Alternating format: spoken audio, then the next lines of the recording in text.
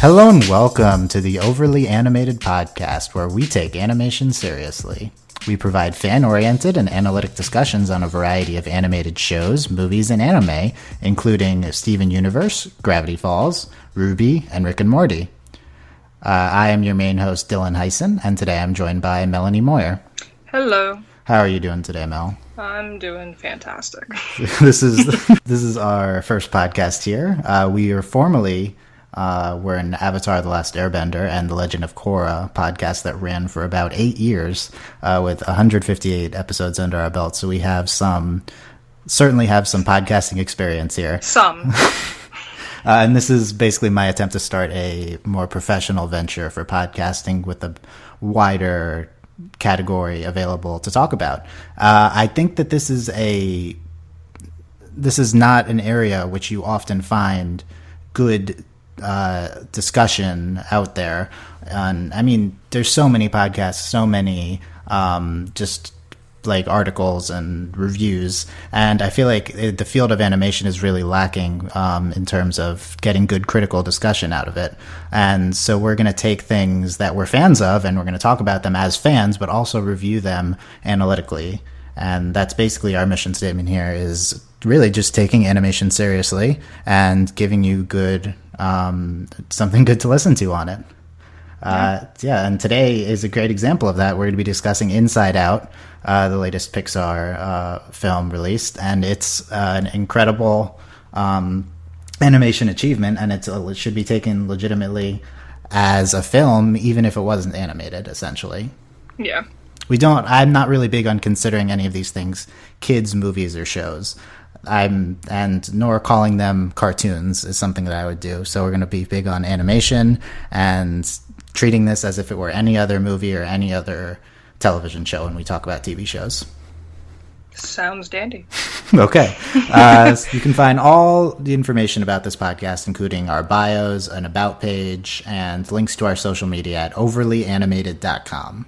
Yeah, Inside Out is Pixar's latest, directed by Pete Docter, I believe.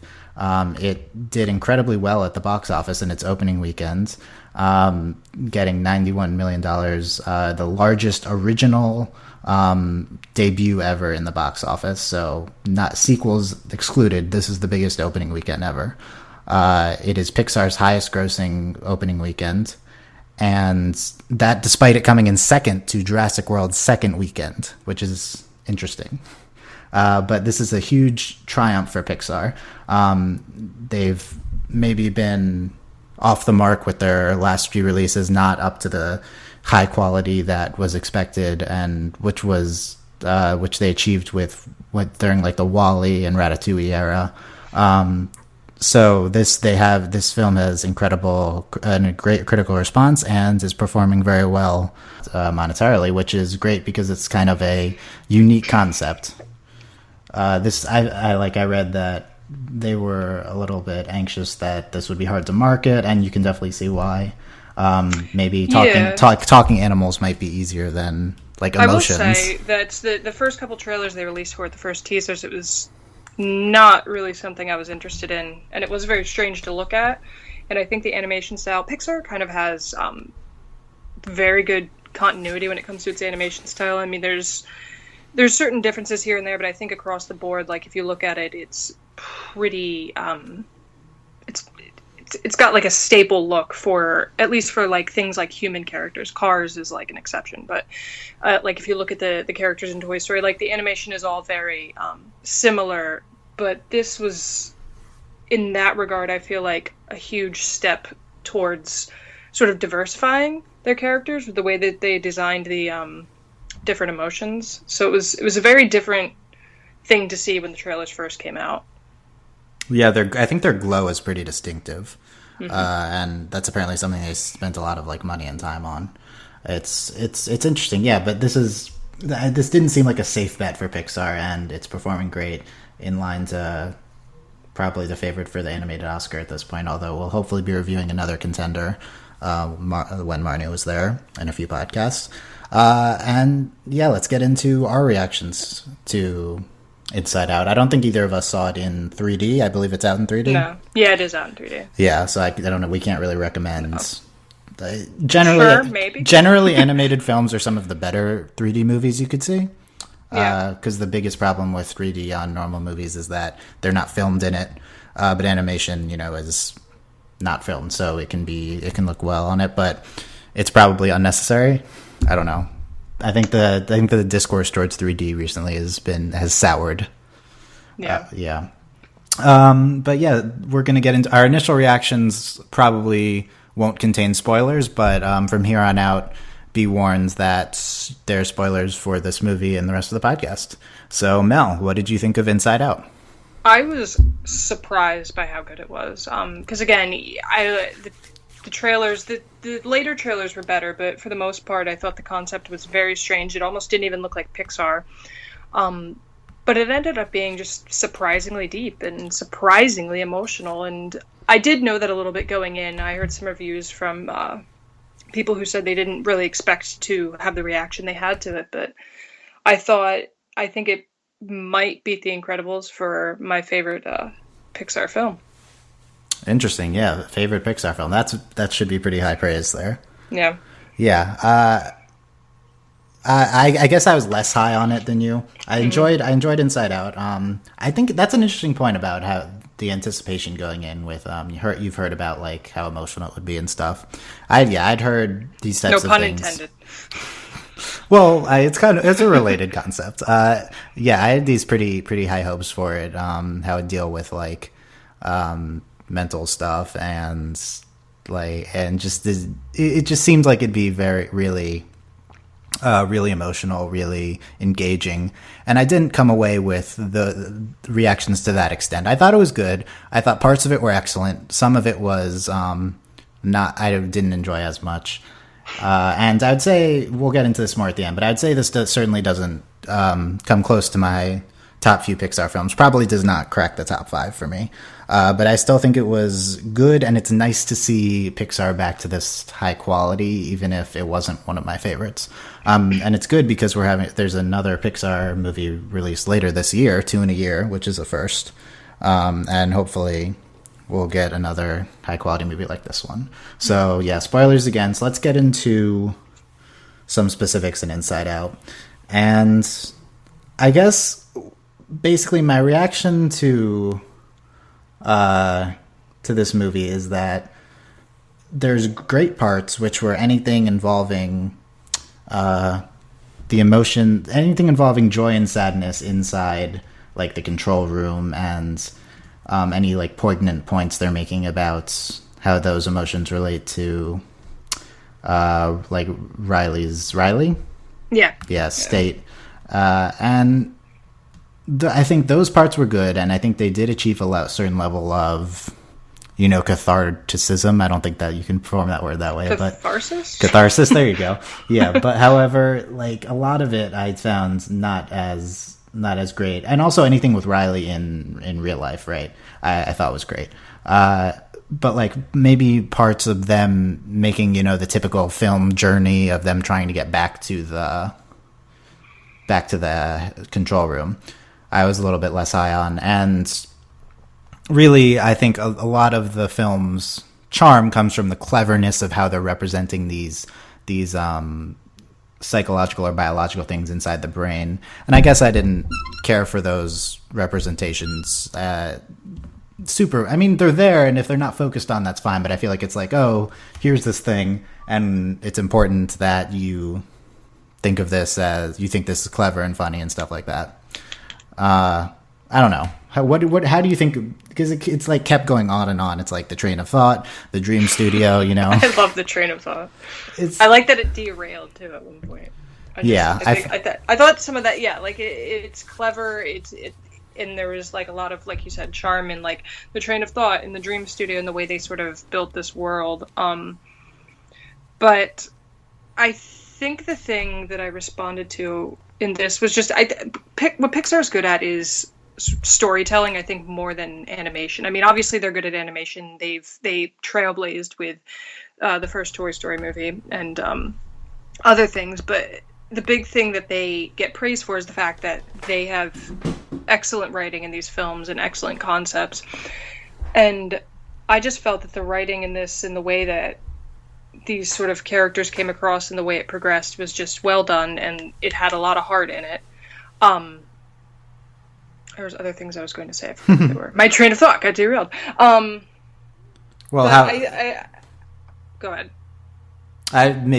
How about these big moments with like us discovering, sadness isn't all bad, and yes, that was one of my stand-up moments, was when Joy had the memory and realized that sadness can cause joy, and that was sadness's sort of purpose, since earlier in the movie that had been like the established thing that sadness really should stay away from things and serve no purpose inside the control room, and it turns out that sadness was the thing that saved Riley in the end, because it removed the thought bulb. She was able to remove the thought bulb from this is all very involved, the world building, the thought bulb that was in the control panel, because she made Riley sad, and that sometimes sadness is important and anger shouldn't be the only thing you're feeling, because then what was really interesting for me, so she's got these islands in her head that represent different aspects of her life, and different decisions she makes based on what these emotions do in the control room has detrimental effects. I mean, when anger took over the control board and she stole her mom's credit card, and like Honesty Island and Family Island both collapsed, like I thought that was very, very poignant. And it wasn't meant to be. I feel like in the way it was portrayed, it happened and it sucked, and that was that. But I feel like what it's saying beneath that, the fact that these actions and what she was feeling ended up having catastrophic effects inside her head for these vital parts of her, was very well done and very good. Yeah. Okay. Let's talk themes in this movie a little bit, because I guess I was surprised at how maybe abstract the messages were, which I think is a good thing. Like, I kind of expected it to be like, early on when watching, I was like, okay, this is a movie about depression, and I thought, wow, this is really interesting to see a Pixar movie about depression, and it kind of is a little bit, but it's maybe a little more general and open than that. So I guess one takeaway from this movie, here's potential takeaways I wrote down, and you tell me if this is something that you also got from this movie. First one is that sadness is like good and important. Yeah, I mean, yeah. Putting it in the most, yeah. Mm-hmm. Yeah. Okay, the second thing is that, so at first I actually thought that sadness was kind of representing depression in this movie, and I thought that was really interesting to see this character who can't really like control this and all these things associated with depression. But I think ultimately it turns out that when the console glows black, and you're just not feeling anything, I think that's the representation of the depression, not sadness anymore. Yeah, no, I agree, and that was another stand-up moment for me, is when she's just, everything goes gray and they can't do a thing because she doesn't feel anything at all. And I think that was especially interesting because she's supposed to be, I guess, 11 years old. She's not a teenager. She's young. She's like 11, yeah. But to see that in an 11-year-old and to see the way it's portrayed, aimed, again, this is, aimed at kids, is super interesting, I think, and kind of a gamble for that type of movie. Yeah, and that was a very short moment when the console goes black, but it's still certain. And I don't think that that's the only like moment where depression takes a role. I think sadness also is probably a part of. Maybe depression's too strong for Riley's state throughout a lot of this movie, but general downness and stuff like that. And we'll get back to that, I guess. Here's a third, I think, takeaway, is that coming of age, and not necessarily puberty, but growing up, it means that Joy is not necessarily in control anymore. Yeah, definitely. Which is, I think that was an interesting point. I didn't necessarily expect this to be a coming-of-age movie. And, all movies are coming-of-age movies. But this one, it seems like it turned into it at the end. And it's like, oh, Joy's just always at the console throughout her early life. And life's all, like all fun and games when you're younger. But not even corresponding to puberty, which happens kind of in the epilogue of the movie. But just growing up really means that you need to learn to balance your life without like pure happiness as the main emotion you're feeling. Yeah. That's something I definitely responded to. Like, I do like that message. I actually think it might have been a little too subtle. Like, this isn't something that jumped out at me. Comes from thinking about it a little bit more. Yeah. I'd rather have it be too subtle than too explicit, but there wasn't necessarily a cathartic moment involving this, like, thematic element. Yeah, I'd say the closest to that would be when Joy is they're in that pit and she has the memory and realizes, oh, sadness caused joy. I think that's the closest it gets. It doesn't, and it gets there in sort of an indirect way, but I think that was the closest scene devoted to that sort of idea that joy isn't always what's needed. Yeah, and that brings to the fourth theme, and these all kind of relate. But the fourth theme is that you need a mixture of emotions to live like a balanced life. Mm-hmm. I'd say that's another takeaway. Okay, so do you have any others other than those four? Like big thematic elements from the film. No, I think you covered them all. Yeah, and they're all in the same general area. I would say the big standout from this movie is Sadness, voiced by Phyllis Smith. Yeah.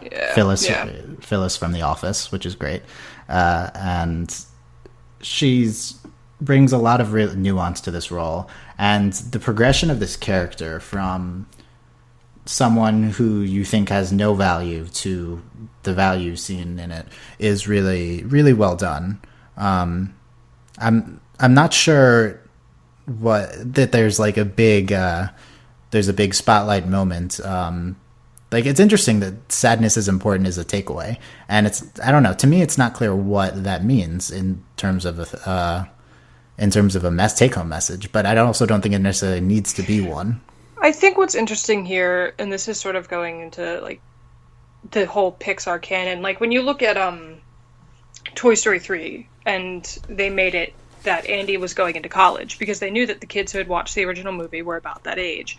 And when they did Monsters University, they did Monsters University because they knew the kids who had watched Monsters Inc. in theaters were now that age. I think the takeaway here is that it's sort of, I don't want to, it's almost, I guess, like, I don't want to say they're like giving you a lesson because I don't think that's the point. But I think it's what you said. It's a coming-of-age story where we didn't really expect one, but that's something that Pixar has been doing a lot lately, because I think they are aware that their audience is not, a lot of people go to see these movies. It's not just little kids. So I think, yeah, like, if you were to umbrella it all under one thing, including the fact that that sadness has purpose, is that it's life, and that's what happens when you grow up, and there's a whole lot of confusion, and you need that sort of balance to get through huge changes, because this is the first huge change in her life, is moving halfway across the country. So that brings up maybe some other elements of the movie to go over other than focus. Well, we can talk about Joy for a second too, voiced by Amy Poehler, was another. I would say she was the main character of the film. Yeah.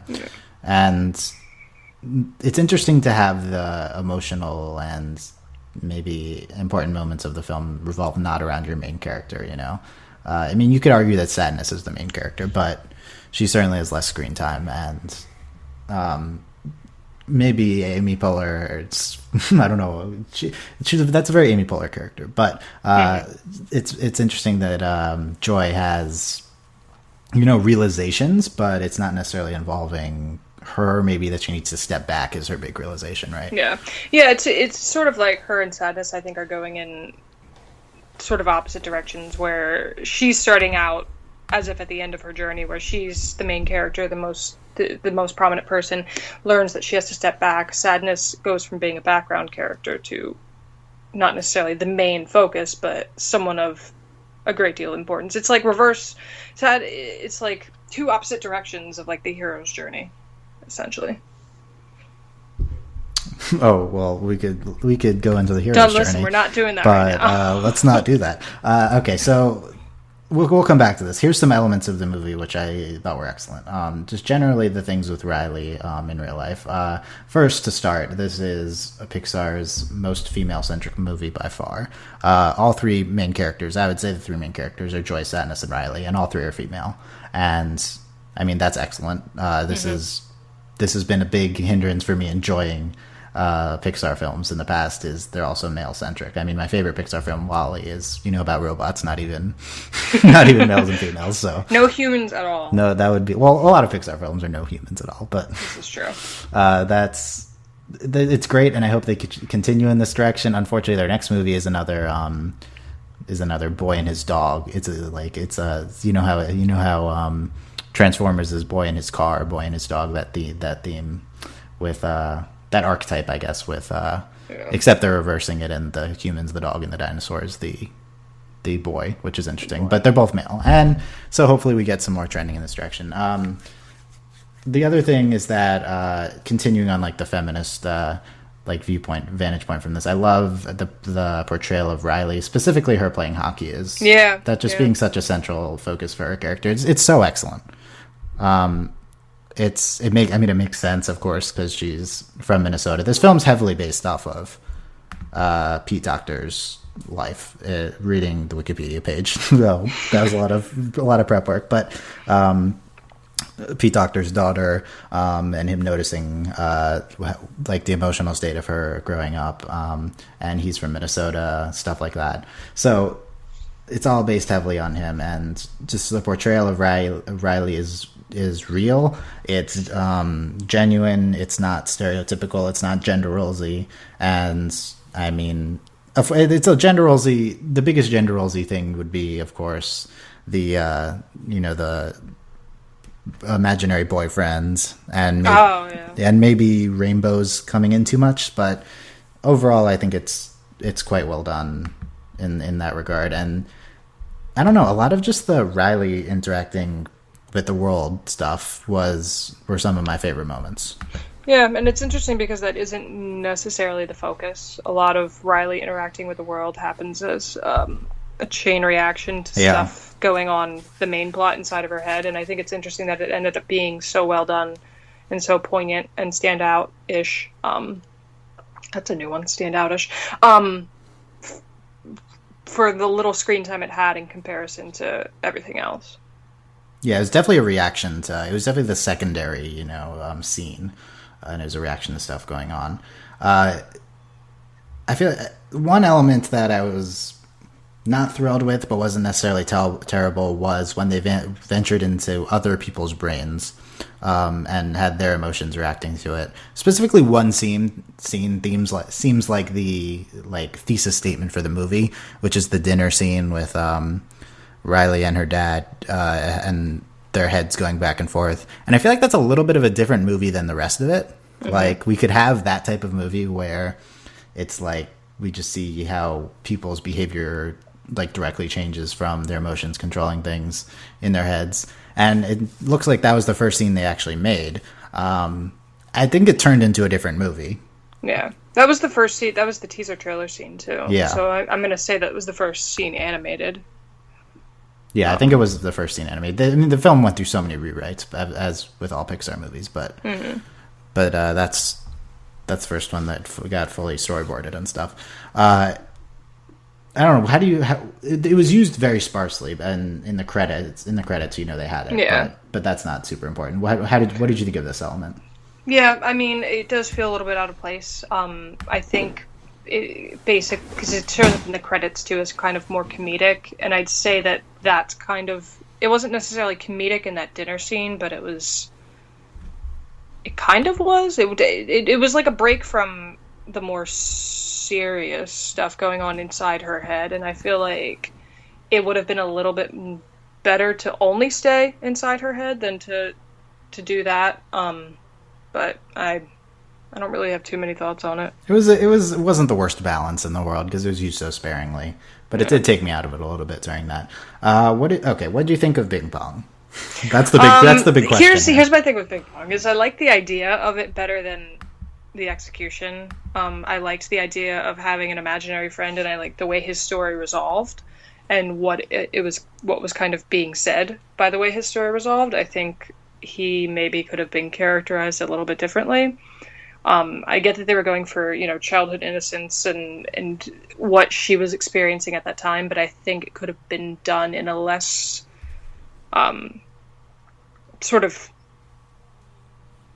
dumbed down way, or less stereotypical imaginary friend way. I feel like they had an opportunity there to really play with something and didn't, but I do like the idea of it. Compared to the rest of the movie, that seemed really dumb and silly. That's what I would say. Like just the Bing Bong's like the whole thing with him. It's like in the same way the Brazilian helicopter pilot joke twice seemed kind of silly with I thought that was funny, but it was silly and out of place a little bit. People seem to love Bing Bong, so I guess that's not. That generally happens with these movies, though. Is that they always it's like it happened with Olaf. It's like it's always that character. I feel like Olaf like had some depth to him and stuff, but at the same time, I guess he's the same thing. Because I mean, actually, they're very similar because they both kind of like they're both essentially imaginary friends. And then they get the depth at the end, but it's not like that deep. And it's not necessarily that the character of Bing Bong got depth; it was that what he was representing had depth, and the idea of that in general. So I'd say execution-wise, not stellar, but in theory. Awesome. I guess the problem is that he was a pink elephant. No, not that. It's that he was so central to the movie. He must have had like 40 minutes of screen time. Oh my goodness! So I didn't like Bing Bong like at all. But I feel like we're not representing the general masses here, whose favorite character was probably Bing Bong. Okay. I have a friend who told me that was his.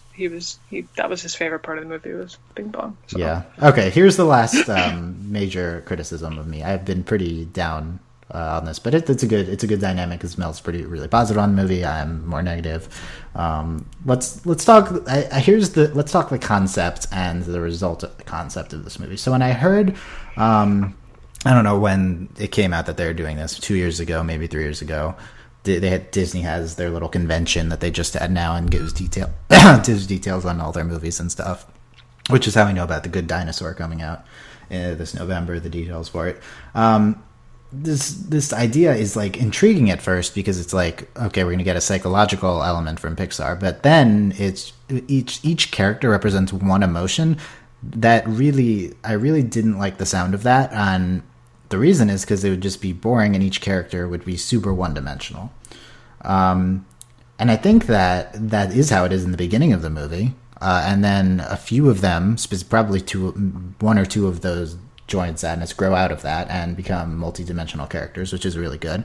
But I still think this movie, I think the major criticism one could make of this movie is that compare these characters to the pantheon of Pixar characters, and these characters really have not much depth to them. Mm-hmm. You could argue sadness does, but I feel like her depth comes from the general themes of the movie and stuff, and it's not necessarily with her specifically, her character. I don't know if that makes sense, but the same thing with Joy a little bit. And she's basically the same throughout the entire movie. I mean, Riley's not too much of a presence. She's a nuanced character, but she has so little screen time. I mean, who else is there in the movie? Obviously, fear, anger, and disgust, I feel like are clear one-dimensional characters. Yeah, no, I agree with that. I thought which they're side characters, so it's fine, but they also had a big screen presence. And I feel like there's really no one to anchor this down in terms of this incredible character who I watch change and grow and stuff like that. And it's supposed to be sadness, and I think that it works a little bit, but it maybe works on more of a conceptual level than a character-based level.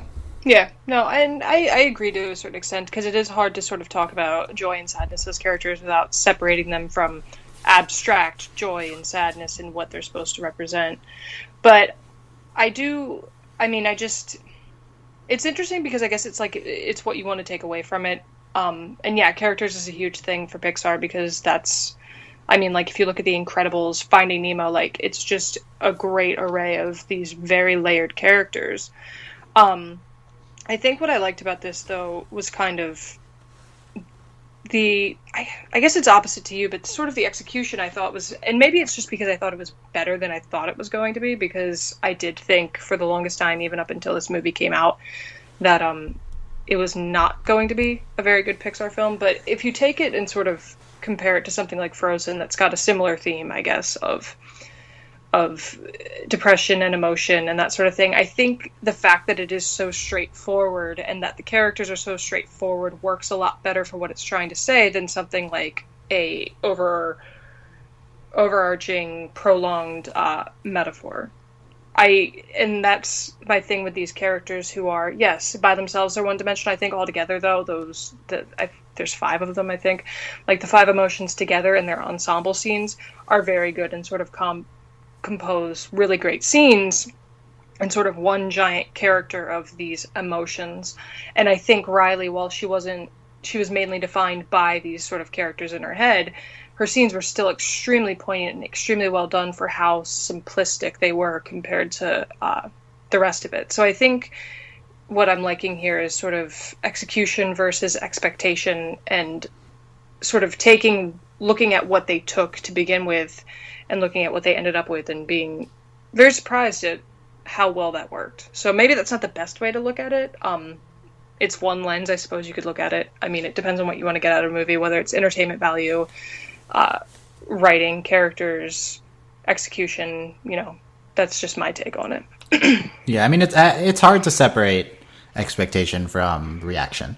In an ideal world, we would have no expectations for any movie, and expectations shouldn't play a factor into our objective critical opinions. But certainly I feel like you were expecting nothing and you got something great, and I was expecting the best thing ever after I talked it up a lot. You talked it up, and I also saw it later than you. I saw all the reviews and stuff, and I feel like I don't think it resonated with me as much as everyone else, but I still enjoy it. I think it is also too what you bring into it too. I mean, specific people.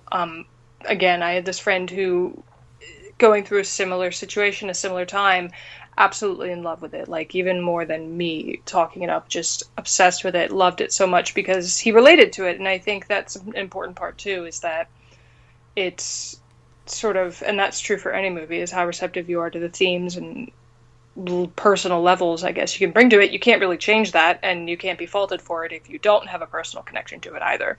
But I think this, more than a lot of other Pixar movies, had that reaction for people where they had a personal connection to Riley and to what was going on inside her head. Yeah, and I love that it's resonating with people, and I think it's great that there's a movie like this exists for people to relate to, because a lot of people don't experience these types of stories and thinking about these types of things. So, okay, allow me to say my perspective on this basic thing, and this is going to sound a little, I don't know. I love when you do these intros to things that you're about to say. It's hard for me. I'm about to say I look at things this differently than a lot of other people. I'm not saying differently from you specifically. I don't know, but it might sound haughty or whatever. But to me, from my perspective, this is like a psychological light movie. Like, this doesn't explore the depths of. I didn't personally relate to it as much because it doesn't. I didn't really feel like this got as deep as it would need to be for me to understand, for me to relate to the type of depression stuff that I've experienced and stuff like that. And it's hard to relate on a level of these one-dimensional characters. It gets there, like the big things for me are those cathartic moments. There's like 2 or 3 of them, and I think it gets there in those moments, but the rest of it is like it's not. Mm-hmm. It's not that level. It's very much abstract, and I think it stays at the surface level because I think it was sort of towing the line of how layered do you make these characters and still be able to say this is sadness, this is joy. You know what I mean? Like, joy, that's all she is. That's they're literally, that's the thing, is like they're literally one dimension that make up an entire person. They're each one thing, and that is what they are. Barring the moment I guess where Joy was crying, which I think was the closest they got to sort of breaking the rules that they had set up at the beginning. So I think it's, from a sort of conceptual level, it's hard to get it to make these characters more than just concepts. So I definitely see where you're coming from with that, because they do seem like they don't really do a lot of movement in that regard.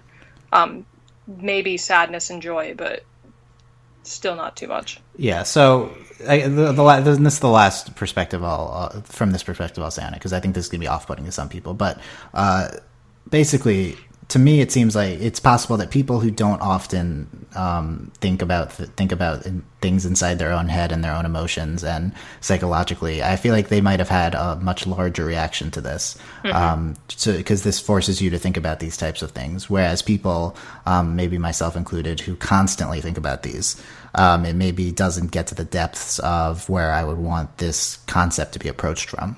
Yeah, no, I agree that very much so. Because now it's like every time I do something, I'm like, oh, there's anger. Mostly anger. Probably a little bit of disgust. But the big thing that I personally took away from it in terms of dealing with personal experience and that sort of thing is at the end when she's talking to her parents and she comes back from running away and she's talking to them and she tells them everything that she's kept bottled up. And ends her speech with saying, please don't be mad at me. And the way they just animated her mother's reaction was extremely well done, because there's about 5 to 10 seconds of just silence on her parents' end, and just sort of, I don't even want to say it's shock. It's like a mixture of a lot of different things that was just animated so perfectly in the little sort of nuances on their faces. But I thought that was a very poignant theme, because I feel like in a lot of things people in society are driven to feel bad for how they're feeling and told to think about, well, how they're making other people feel by how they're feeling. This not so kid friendly Orange is the New Black this season, mild spoilers. There's a character, Brooke, who goes to see the prison psychologist because she is feeling lonely. She doesn't have friends. She was kicked out of the club she was in prison. And she says to him that she thinks she's depressed, and he essentially tells her, the line is, he tells her that nobody likes sad people, and gives her a prescription for antidepressants and sends her on her way. She goes to see a different psychologist. There's 2. She goes to see the other psychologist at the prison, who gives her very different advice, goes to talk. The 2 psychologists talk, because she's kind of reaming him for what he says. And she says, when someone's in pain, the thing they need is to have their pain acknowledged, not be made to feel bad for feeling it. And I think that's something super duper poignant, at least in my life, probably in a lot of people's lives, is that you can't control a lot of these things. And I think that's what this movie gets across, is that Riley's not in control at all. And these little people are running around inside of her head, pushing buttons and causing her to react in very real ways. And you see the consequences outside as she runs away, and you see the consequences inside her head as different parts of her are lost, different memories, different sort of family and honesty island and friendship island, and all these things get lost because of what's going on inside her head that she can't shut off and she can't control. So I think that was the big moment for me, and that comes in like the last 5 or so minutes of the movie, is that you shouldn't be blamed for how you feel. And I think it's important to specifically tell youth that as well. Yeah, that's a great analysis. That was actually exactly what I was going to ask you about next. So good job. I will say that's one, I didn't necessarily get that moment at the end, although I did love that moment with her and her parents. That was excellent. From the kind of related, maybe what you're talking about, maybe not, is one of the big things in the beginning to me is I thought sadness was depression, and just seeing how like out of control sadness's presence in her mind was, even to the point where sadness can't really control her own behavior. And I think that did a great job coming across of you can't really help it when depression and sadness like kick in your head. And I think it gets there at the end too, but really that moment for me came at the very beginning. So when she touches the memory? Yeah, when she touches the memory and stuff like that. Yeah. And they certainly hit this point home many, many times. So I feel like if you're someone who doesn't think in terms of that, then that might be like a shell shock to you right in the beginning of the movie. I'm not sure how in touch with their with their psychological states the general masses are, but we're about to find out. Well, by Dylan's analysis. Well, you're giving us a lot of credit that our first episode is going to reach the general masses. I would assume not. All 6 of our friends are going to. Yeah, we'll send this to our friend group and they'll let us know. But yeah, these types of general things, I do really love the type of effect this movie should have on society, right? On our culture. Our culture is so repressive of depression and emotional states, and it really shouldn't be. And I love that this gets people to think about it and talk about it overall. Yeah. No, I agree. If nothing else, the execution, all that stuff aside, it exists, and that's important enough, I think. Cool. Any other major points from the movie? No, I think that was the last big one I had. Yes. So a small detail I wanted to make sure we pointed out was the guards to the the prison. What was the prison representing? It was like was it the subconscious? I think it was the subconscious. That's where the clown was. Yeah. Yeah, I think it was supposed to be the subconscious. Okay, so the guards to the subconscious, talking about my hat, I wrote my hat in your hat. I feel like this was very Avatar inspired, Avatar: The Last Airbender. Just having this like minor guards dialogue be one of the funniest parts of the movie. This is kind of this is just this recurring theme in Avatar and Korra that Mike and Brian keep doing is the strangely characterized guards achieving a lot of depth with their characters in like 2 lines and having it be hilarious. And that was my biggest comedic moments of the whole thing was I wrote my hat in your hat, my handwriting, stuff like that. I thought that was excellent. Any other small things you want to point out? I loved the train of thought. Maybe it's because I like a good pun. I don't know. I also like the way that dreams happened. I thought that was very Monsters Inc-ish. That was very Monsters Inc. Yeah. The way they portrayed dreams. I also liked Fear a little bit in that scene where he like freaked out. I mean, that's basically the biggest scene he had was manning the board during dream time. But I thought he was kind of funny. Okay, I will say, out of the 3 emotions, there was a second where fear really resonated with me. And that was, like, I guess when he relented, like, for running away.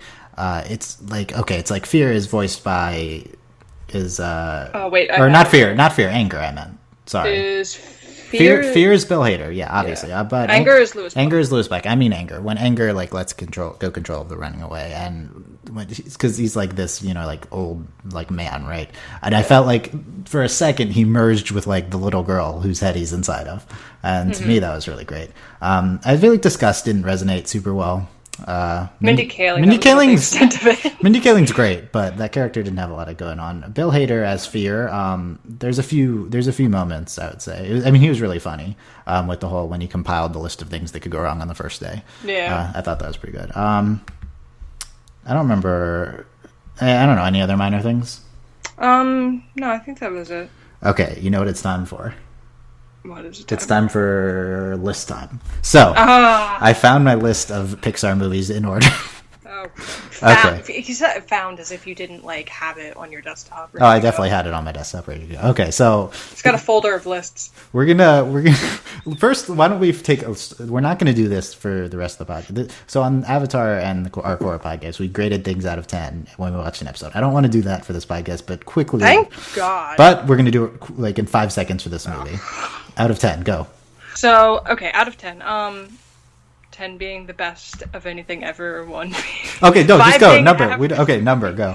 I'm gonna go with 9.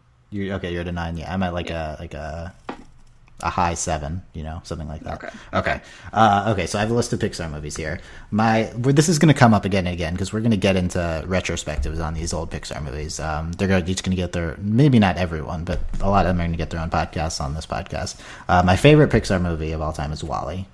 WALL-E. I quite like WALL-E, and my top, rounding out I made this list a while ago, I'll say that. That's probably going to change when I rewatch a lot of them. And my top 5 is 1, WALL-E, 2, Ratatouille, 3, Monsters, Inc., 4, Up, 5, The Incredibles. And the really unpopular opinion I have is that Toy Story and Toy Story 2 aren't that great. And I know you all hate me for that, but I'm sorry, I don't think they hold up that well. It's whatever. I think the first Toy Story holds up fairly well. I'm not a huge fan of the sequels. I don't know. I think Toy Story 3 is the best of them, and I think that's closer. See, that's surprising because I actually like that the least, and everyone loves it. I feel like people place the original Toy Story on such a high pedestal. I feel like Pixar achieved greater storytelling depth later. But so that's my top 5. I don't have Inside Out in this top 5, and you'd said it might be number 1 on your list. Yeah, so I don't have a list with me, but I'm gonna say that my favorite Pixar movie in rough order was Incredibles 1, Finding Nemo 2, WALL-E 3, Ratatouille 4, and then probably Brave is 5.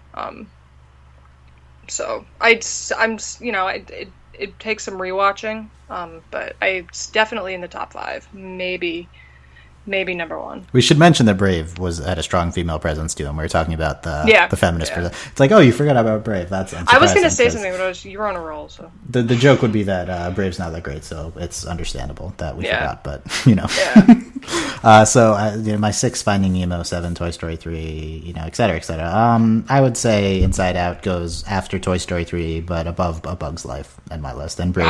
Bug's Life. And Brave is below A Bug's Life. And then we get into the Toy Stories and Cars, which I'm not as big on. I've never seen any of the car movies. Look, I'll give you our email now, overlyanimatedpodcast@gmail.com, if you want to tell me how wrong I am about Toy Story. But that would probably warrant its own podcast, us going over that.